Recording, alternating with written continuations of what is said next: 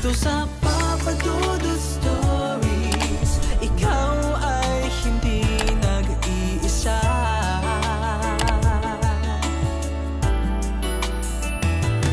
Dito sa Papa Dudut Stories, may nagmamahal sa'yo. Papa Dudut Stories. Papa Dudut Stories. Sa lahat po ng mga nakatutok ngayon, huwag pong kalimutan mag-like, mag-share at mag-subscribe. Maraming salamat po sa inyong lahat.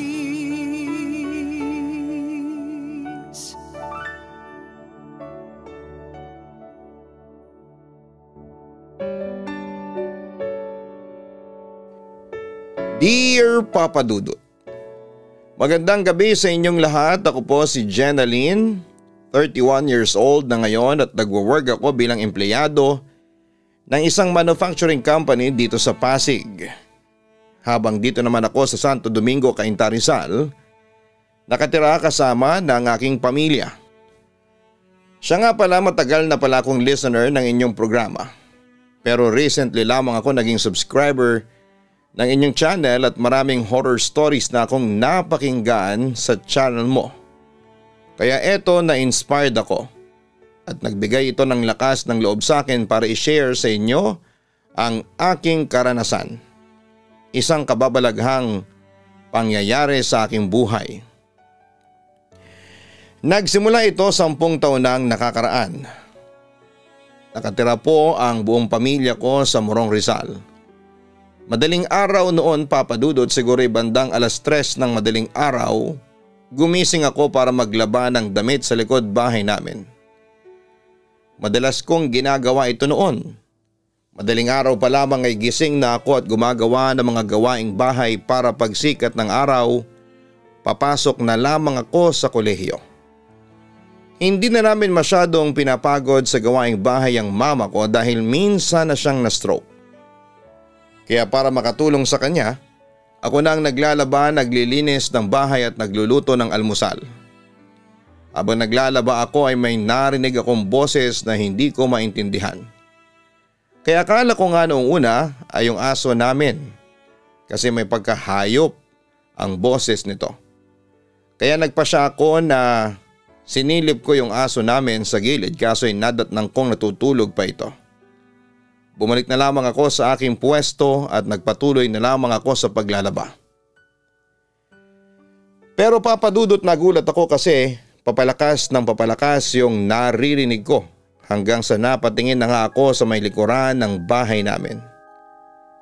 Malaking nilalang na ginto ang buhok na may hawak na tabako ang nakita ko. Malakas ang hinala kong kapre ang nakita ko. Dahil naman sa sobrang takot ay napasigaw ako ng sobrang lakas. At yung damit na hawak ko ay naihagis ko doon sa damuhan. Tapos ay nagkulong na ako sa loob ng kwarto at hindi ko na nagawa noon ang iba pang mga gawain ko sa bahay. Pagsikat ng araw, agad kong ikinuwento kay mama ang nangyari at hindi siya makapaniwala na nakakita ko ng kapre sa bakura namin. Lumabas din siya pagkatapos nang sabihin kong naiwan ko yung mga damit sa labas at hindi ko pa nalalabhan. Mamayang kaunti ay tinawag niya ako at sinabing lumabas. Pagdating sa likod bahay namin ay nagulat ako kasi nakasampay na ang mga damit namin, bagong laba at amoy fabric conditioner. Nagtaka ako at naguluhan ng mga sandaling yon. Hindi ko po nilabhan ang mga yan. Sabi ko pa noon kay mama. Kung hindi ikaw, sino? Alangan namang mga kapitbahay natin. Balik niya. Napatingin ako kay mama. Ma, nagising kayo ng 5:00. Baka naman kayo ang naglaban yan. Usisa ko. Paano kung maglalaba nangihina ang mga buto-buto ko, hindi ba? At saka hindi na ako makapiga simula nung na-stroke ako. Siguradong hindi rin ang papa mo ang naglaban yan. Kasi ang bango-bango at saka ang lilinis talaga ng mga damit. Aniya.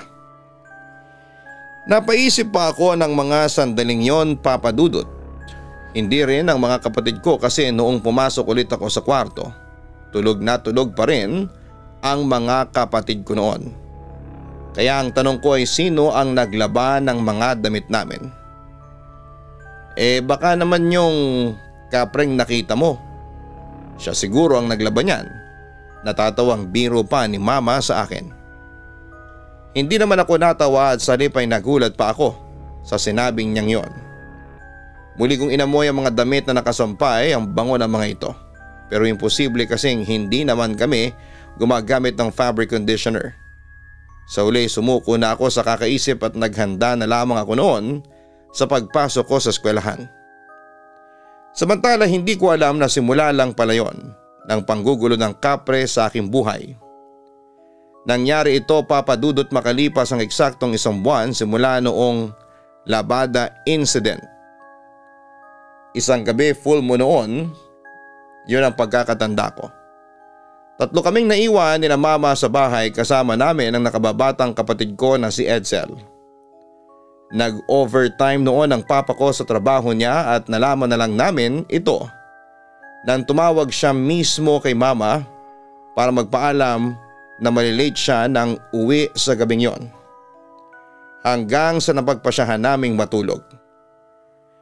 Magkakatabi kaming matulog nila mama sa isang kwarto dahil sa malamig at kami lang 3 sa bahay. Patay ang ilaw at maliwanag naman ang buwan. Nagtatalo pa nga kami ni Edsel kung sino ang tatabi kay mama kasi ayaw ni mama sa gitna kasi naiipit siya. Hanggang sa bilang ate ako ay ako na lamang ang nagparaya. Si Edsel ang nasa gitna namin ni mama habang ako ay nasa tabi ng bintana. Bale ang higa ko ay nakatalikod sa bintana. Maya-maya pa'y medyo nakakaidlip na ako nang magising ako. Dahil may malamig na humahawak sa akin sa may bewang kaya't nalimpungatan ako. Nalimpungatan din si Edsel dahil sa paggalaw na nilikha ko. Pagbangon ng kapatid ko ay nakita niya ang isang mabalahibong kamay na dumukhang sa bintana na nakahawak sa akin. Agad niyang kinuha ang atensyon ko at tinuro ang kamay na nakahawak sa bewang ko. Hindi naman ako nakagalaw kaagad sa sobrang takot. Agad naman itong sinigawan ni Edsel kaya't ako'y nabitawan ng nilalang na yon. Mabilis akong gumapang papunta kay mama. Sinilip naman ni Edsel ang labas ng bintana kung may tao ba sa likuran o kung anumang nilalang yung humahawak sa akin, ngunit wala siyang nakita ni anino man. Samantala iyak ako ng iyak noon dahil sa sobrang takot. Nagising naman si mama dahil sa nilikha naming ingay ni Edsel at agad niyang pinasarado ang bintana sa kapatid ko. Sino naman kayang manyak ang balak na lumuob sa atin? Galit na wika ni mama noon. Pero ma, nakita ko po na masyadong malaki ang kamay niya kumpara sa normal na tao. At sa kamataas po itong bahay natin. Hindi maaabot si Ate Jenaline kung ordinaryong lalaki ang gagawa nun. Wika pa ni Edsel. Tama ang kapatid ko. Hindi maaabot ng simpleng tao lamang ang bintana ng kwarto namin nang walang tungtungan dahil mataas yon at 2 tao ang kailangan bago maabot ang bintana. Samantala kinabukasan ay nilagnat ako noon at ipinatawas nila ako sa kilala naming albularyo. Ang sabi nito sa akin ay kapre daw yon at nais akong kunin. Ayon pa sa kanya, matagal na raw itong nabibighani sa ganda ko. Simula pa lang daw na magkita kami nung madaling araw na naglalaba ako sa likod ng bahay namin. Kinilabutan ako noon papadudot sa mga narinig ko. Sa takot naman ng mga magulang ko ay agad kaming lumipat ng bahay dito sa Cainta dahil samot-saring kababalaghan na rin ang naranasan namin doon sa lugar na yon. Maganda at maayos naman ang nilipatan naming bahay. Malawak ang bakuran at may mga puno ng langka at mangga. At bago kami tumira, pinaalbularyo muna namin ito para tingnan kung may multo o malignong nakatira sa bahay. Wala naman daw sabi ng albularyo, Para sigurado ay pinablisengan pa namin ang aming bahay sa isang pare. Pagkatapos noon ay saka na kami lumipat sa bago naming tirahan. Noong una, Papa Dudut, maayos naman ang paninirahan namin doon. Masaya at parabang swerte ang bahay na tinirahan namin. Magaan ang pasok ng pera at ni minsan ay hindi kami kinapos. Pero hindi nagtagal nang makaranas na ako ng kakaiba sa bahay. Noong una ay basta mabigat lang ang pakiramdam ko. Lalo na kapag lumalabas ako ng bahay. Madalas akong magkasakit. Noong una ay parang binabaliwala ko lamang ang lahat, pero dumating ang time na parang kinakabahan ako. Nagsimula na naman kasi ang kababalaghan sa buhay ko. Noong una ay nararamdaman ko na lang na parang may nagmamasid sa akin. Hanggang sa parang naramdaman ko nang may katabi ako kahit na wala naman akong nakikita. Nagsimula na rin ang weirdness sa bahay. Nariyan yung mga gumagalaw na gamit sa labas namin, lalo na sa sampayan namin. May mga nawawalang damit at underwear. Pero nakapagtataka ay puro damit at panty ko lang ang nawawala. Tapos ay nakikita ko nakasabit sa mga puno ng langka at mangga sa loob ng bakuran namin. From that point ay kinabahan na talaga kami, kaya muling nagpatawag ng albularyo si Mama. Pero ang sabi ng albularyo, wala naman daw masamang elemento sa loob ng bahay namin. Although hindi ako kumbinsido noon, pero nagpretend na lamang ako na kunwari ay dead malamang ako sa mga nangyayari. Hanggang sa isang dapit hapon, pumunta ako sa likod ng aming bahay na napapansin namin. Kada sasapit ng 9 PM o 10 PM ng gabi ay nangangamoy sigarilyo sa may bintana ng kwarto ko. Lahat kami ay naaamoy namin na amoy sigarilyo. At dahil si Edson lang ang nag-iisang lalaki sa aming magkakapatid, at dahil na rin sa malakas ang loob niya, ay siya na ang nagboboluntaryong sumilip sa labas kung may tao. Kahit sa likod ng bahay namin kung may ibang tao, pero wala siyang nakita na kahit na sino. Sa kabilang banda, sa paglipas ng panahon ay nakitaan ako ng pagbabago sa aking itsura. Namayot ako ng husto dahil palagi akong walang sapat na tulog. Isang gabi habang papasok si Edsel sa kwarto ko dahil manghihiram sana siya ng charger. At noong mga oras na yon ay nasa sala pa ako at nanonood ng TV. Pagpasok pa lamang niya sa kwarto ko ay may nakita siyang isang aninong malaki sa may drawer na malapit sa aking kama. Kinabukasan ng umaga ay nagsumbong nga siya si Edsel sa aming mga magulang na may nakita siyang aninong malaki sa kwarto ko. Pagkatapos noon ay tinanong nila kung may nararamdaman ba akong kakaiba at weird sa paligid ko. Pero sabi ko ay wala naman. Kinagabihan nauna na akong natulog habang sila ay nanonood pa ng TV sa sala. Hindi ko ma-explain pero ang tamlay-tamlay ko ng mga oras na yon. Para ulit akong magkakasakit.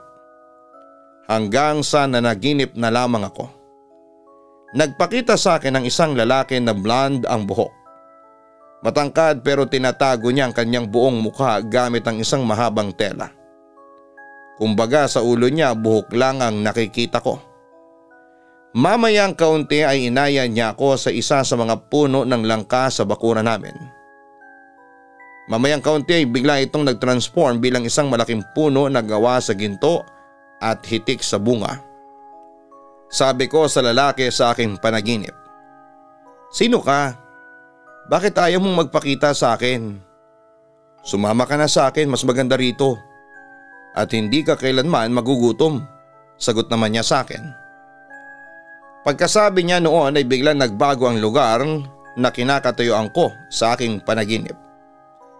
Nasa loob na ako ng puno at nakita ko na madaming pagkain sa lamesa at puro ginto ang paligid. Binibigyan ako ng lalaki ng isang pagkain na pulang-pula at pinapakain sa akin. Pero kinabahan na ako sa puntong yon. Hindi ko alam pero biglang nag-flash sa isipan ko ang litrato ni Hesukristo Kaya natauhan ako at hindi ko kinain ang pagkaing inabot sa akin ng lalaki. Ayoko, hindi kita gusto, matigas kong sabi sa lalaki at nagtatakbo na ako sa panaginip niya. Hanggang sa bigla akong nakatapak ng kulay berde na likido sa kaliwang paa ko. Nakaramdam ako ng hapdi sa aking buong katawan. Marka ko yan sa iyo.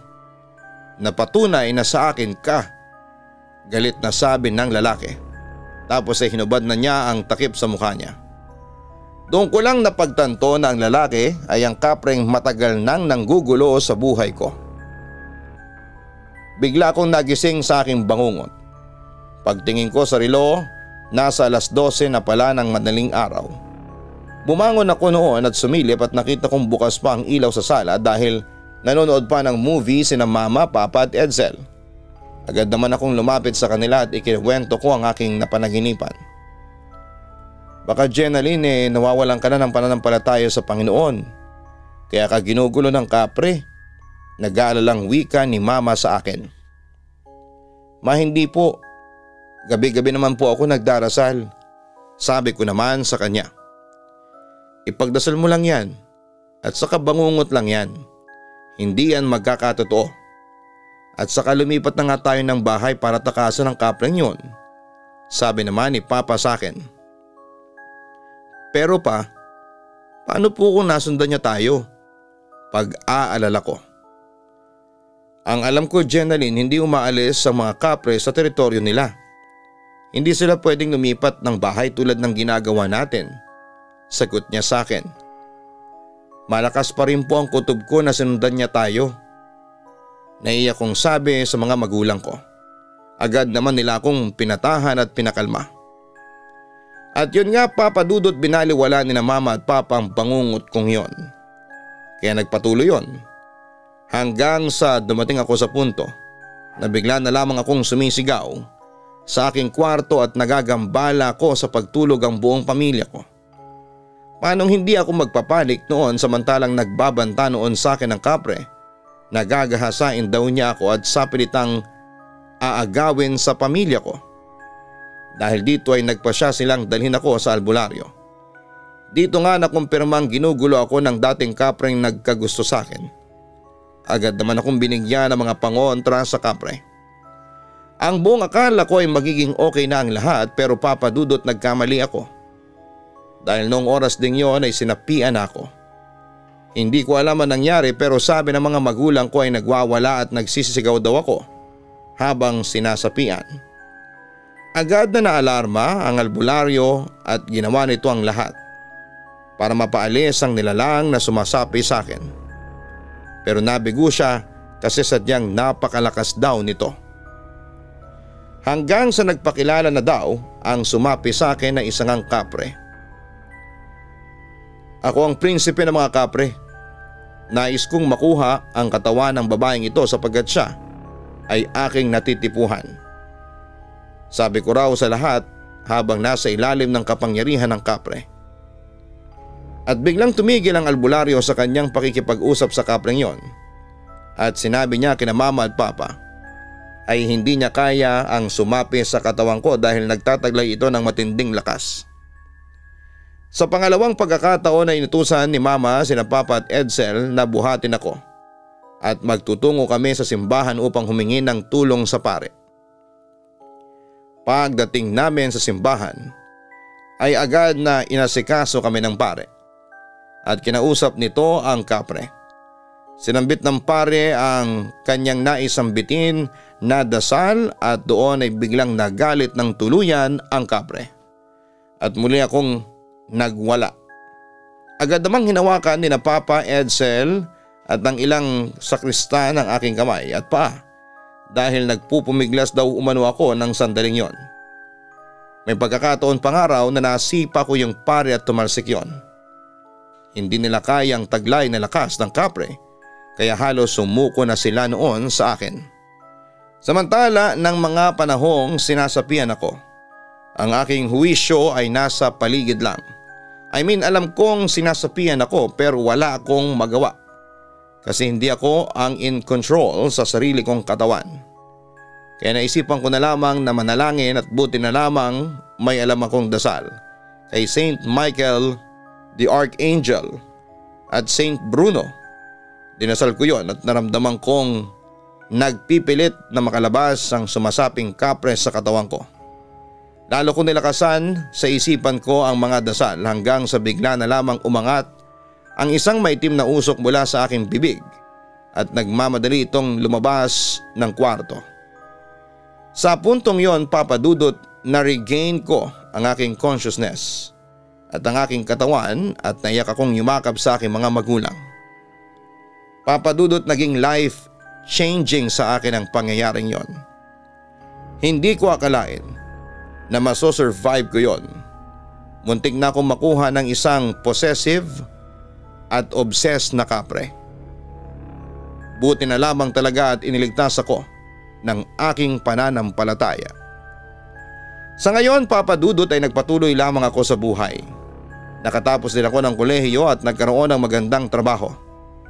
Dalaga pa rin ako ngayon at ako ang nagpapaaral sa kapatid kong si Edsel. Kasama ko pa rin ang aking mga magulang na palaging buo ang suportang ibinibigay nila sa akin. Papa Dudut, hanggang dito na lamang ang sulat ko at sana ay magustuhan ninyo at mapiling i-upload sa inyong podcast or YouTube channel. And by the way, bahala na rin kayo kung maniniwala kayo ha. Pero sa mga hindi naniniwala o sa mga hindi nakaka-experience ng katulad ng sa akin, huwag nyo nang hangarin na maranasan yon. Dahil napakahirap. Muli magandang gabi sa inyong lahat. Lubos na gumagalang, Jenaline. Maraming salamat, Jenaline, sa pagbabahagi mo ng iyong kwento sa aming programa.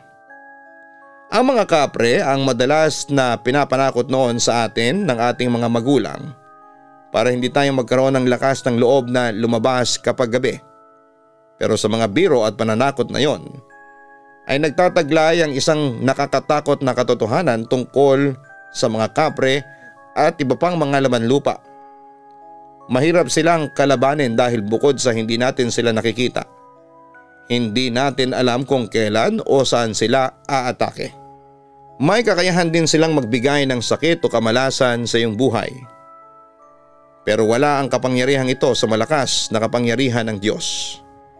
Kaya sa mga nakaka-experience tulad ng na-experience ni Jenaline, kapit lang at wag na wag kayong susuko sa inyong pananampalataya sa Panginoon. Dahil siya lamang ang makapagliligtas sa inyo laban sa mga maligno at laman lupa. Huwag kalimutan na mag-like, mag-share at mag-subscribe. Hanapin po ang Kaistorya YouTube channel at mag-subscribe po dito. Ganon din sa Gian Gianna Vlogs. Maraming salamat po.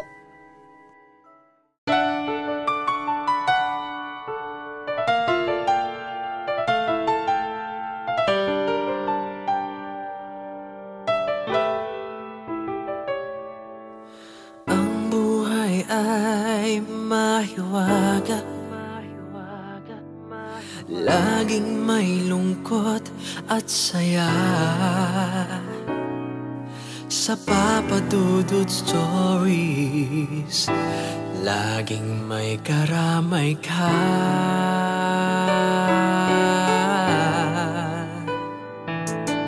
Mga problemang kay bigat, dito ay pakikinggan ka. Sa Papa Dudut Stories, kami ay iyong kasama. Dito sa Papa Dudut Stories, ikaw ay hindi nag-iisa.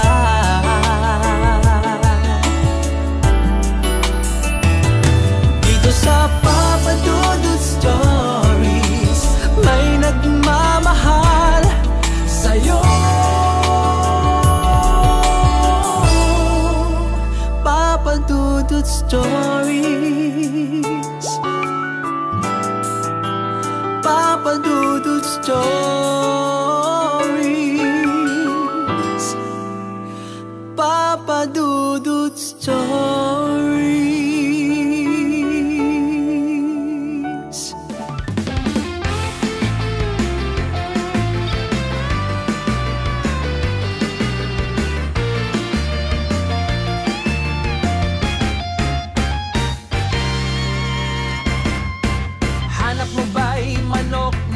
masarap. Lechon manok na lagi niyong babalik-balikan.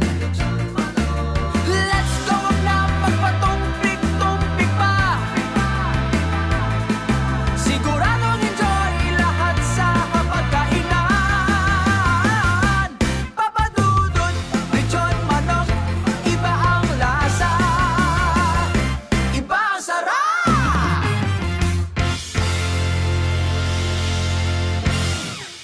Hello mga ka-online, ako po ang inyong si Papa Dudut.